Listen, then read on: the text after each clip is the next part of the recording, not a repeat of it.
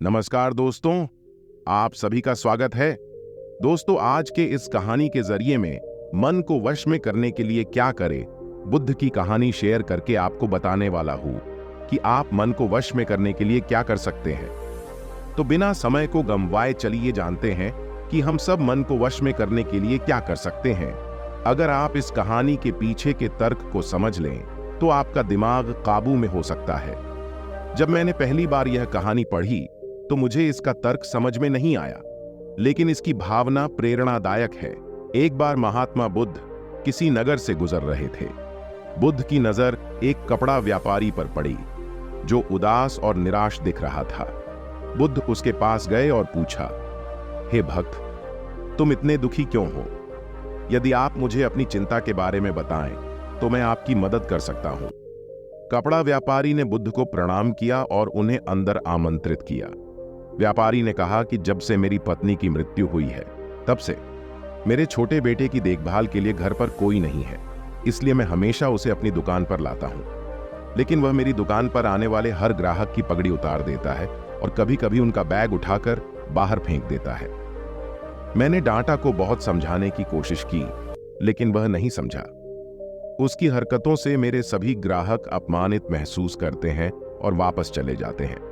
बुद्ध ने कहा, मैं तुम्हारी मदद कर सकता हूं, लेकिन तुम मुझसे वादा करो कि तुम मेरे किसी भी काम में हस्तक्षेप नहीं करोगे, न ही कोई सवाल पूछोगे। व्यापारी बुद्ध से एक वादा करता है। अगले दिन बुद्ध पगड़ी पहनकर आए और ग्राहक की तरह बैठे। व्यापारी के बेटे ने आकर बुद्ध की पगड़ी उछाल दी। महात्मा बुद्ध मुस्कुराए और बोले, बहुत अच्छा, जाओ और वह पगड़ी वापस ले आओ। वह बच्चा दौड़कर पगड़ी ले आया और बुद्ध को दे दी।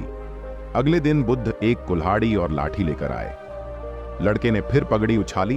बुद्ध ने लड़के को एक कुल्हाड़ी और लकड़ी दी और कहा, जाओ इस लकड़ी को काटो। व्यापारी को थोड़ा डर था कि कहीं उसके बेटे को चोट न लग जाए, लेकिन उन्हें अपना वादा याद था। 7 दिनों तक महात्मा बुद्ध कोई न कोई नया काम लेकर आते और लड़के से करवाते। जल्द ही लड़का भूल गया कि उसे किसी की पगड़ी उछालनी है। व्यापारी बहुत खुश हुआ और बुद्ध को धन्यवाद दिया। मैं जानता हूं कि इस कहानी और मन के नियंत्रण के बीच कोई विशेष संबंध नहीं है, लेकिन पहले आप इस तर्क को समझ लें। यदि हम अपने मन को अपने अनुसार कार्य नहीं कराएंगे तो मन अपने अनुसार कार्य करेगा।